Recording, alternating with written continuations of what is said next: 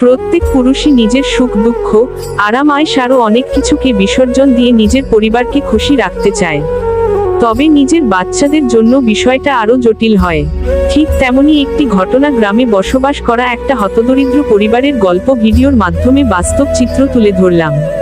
এই যে ব্যক্তিটিকে দেখতে পাচ্ছেন, তার নাম সুহেল মিয়া, আর সে তার ছেলে রাহুল। তারপর যাকে দেখতে পাচ্ছেন সে তার স্ত্রী শরীফা, সে তার মেয়ে শাপলা। পরিবারটিতে ছিল 4 জন সদস্য।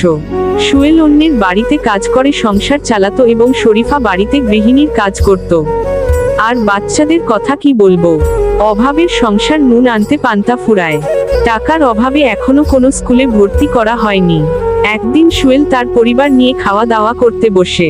অতঃপর তাদের মধ্যে কি ঘটেছে চলুন জেনে আসি। মা, এগুলো কি রান্না করেছো? এভাবে ডাল ভাত আর শুটকি ভর্তা দিয়ে কতদিন খেয়ে চলবো? আর কিছুটা সময় দেও বাবারা, দেখবা তোমাদের জন্য ঠিকই মাছ মাংস রান্না করব। এভাবেই বাচ্চাদের মিথ্যা আশ্বাস প্রতিদিন ঘুম পাড়ায়। আসলেই কি সুহেল অভাবের মাঝে সংসার চালাচ্ছে? চলুন সেটাও দেখে নেই। ওগো, শুনলে তো তোমার বাচ্চারা কি বললো? এভাবে আর কতদিন বাচ্চাদের এসব খাবার দিব? তাদের মুখে এসব কথা শুনলে তো কলিজাটা ফেটে যায়।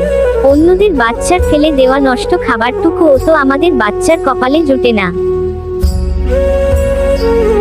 কি আর করব বলো, অন্যের বাড়িতে গোলামি করে যে টাকা পাই তা দিয়ে এর চেয়ে বাড়তি ভরণ পোষণের ব্যবস্থা কিভাবে করব?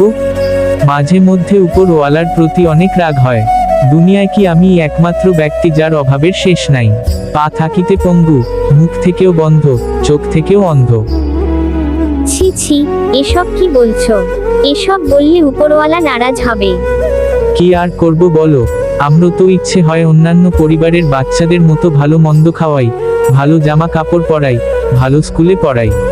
কি আর করব, ইচ্ছে থাকলেও তো আর হয় না, সামর্থ্য তো আল্লাহ দেয় না। পরের দিন সকালে সুহেল কাজের জন্য রওনা হয়। আর ভাবতে থাকে এভাবে কত দিন কাটবে তার দিনকাল। কি ব্যাপার সুহেল, তুমি অসুস্থ নাকি? কয়েকদিন ধরে দেখছি তুমি ঠিকমতো কাজ করছো না। টাকা কি আমি তোমার চেহারা দেখে দেই নাকি? এভাবে কাজ করলে তুমি কাল থেকে কাজে এসো না, সোজা বলে দিলাম কিন্তু। সাহেব, এসব কি বলছেন? আমার চাকরি বাতিল করলে বউ বাচ্চা নিয়ে কিভাবে চলবো? ঠিক আছে, কাল থেকে ঠিকঠাক মতো কাজে আসবে কিন্তু। ঠিক আছে সাহেব।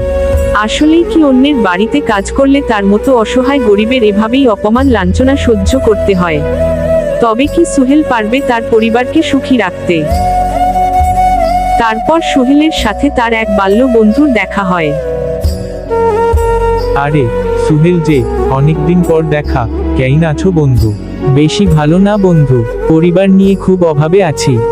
ওহ, সে তো খুব খারাপ খবর। দোয়া করি বন্ধু, উপরওয়ালা যেন তোমার মনে আশা পূরণ করেন। তোমার দোয়া ও আশীর্বাদে আমি চাকরি করে শহরে পরিবার নিয়ে বাস করছি।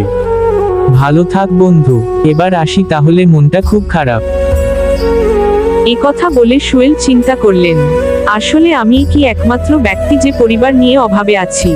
সে দিনরাত পরিশ্রম করেও খাদ্য সংকটে ভোগে, আর তাদের একমাত্র চাওয়া এক পেট ভাত। অনেক দিন ধরে তাদের ঘরে ভাত নেই, শুধু ডাল ভাত দিয়ে দিন চলে যায়। একদিন রাহুল তার মায়ের কাছে জানতে চায়, মা, আজকের ভাত কোথায়? উত্তরে বাবা সুহেল একটু চিন্তা করে বলেন, আজও আর কিছু পাইনি। তুমিও তো জানো, বাজারে যে টাকা নিয়েছি তা দিয়ে কিছুই কেনা যায় না। কিন্তু তুমি চিন্তা করো না, কাল হয়তো কিছু পাওয়া যাবে। রাহুল বাবার মুখে আসার কথা শুনে মনকে একটু শান্ত করার চেষ্টা করে, কিন্তু গভীর রাত পর্যন্ত ঘরেই বসে থাকে।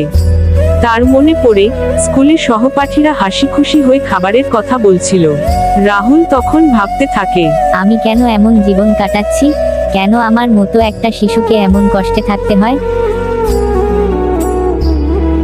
অবশেষে একদিন সুহেল পাড়ার এক বৃদ্ধ মহিলার কাছে যায়। বুড়িমা, আমি সুহেল পরিবার নিয়ে খুব অভাবে আছি। দয়া করে কিছু খাবার যদি সাহায্য দিতেন, তাহলে বাচ্চা দুটো ভালো মন্দ খেয়ে খুশি হতো। এসব কি বলছো বাবা? তোমার বাবা আমার বাড়িতে বিশ্বস্ততার সাথে অনেকদিন কাজ করেছে। তাতে তো তোমার আমাদের পরিবারে একটু হলেও অধিকার আছে। যা খাবার লাগে তুমি নিয়ে যাও। খুশি হলাম মা, আপনার এই ঋণ কোনোদিন শোধ করতে পারবো না। অতঃপর সুহেল সেই খাবার নিয়ে আনন্দে বাড়িতে ফিরে আসে। তার বাচ্চা দুটো সেই ভাত খেতে পেরে একটু শান্তি পায়, কিন্তু তার মনের গভীরে একটা প্রশ্ন থাকে, কিভাবে এই দারিদ্র্য দূর হবে? গল্পটি শুধু সুহেল বা তার পরিবারের নয়, বরং আমাদের সমাজের অনেক অসহায় মানুষের জীবনের প্রতিফলন। তাদের প্রতিদিনের সংগ্রাম, তাদের শূন্য পেটে ঘুমানো, সবকিছুই তাদের একমাত্র চাওয়া, এক পেট ভাত।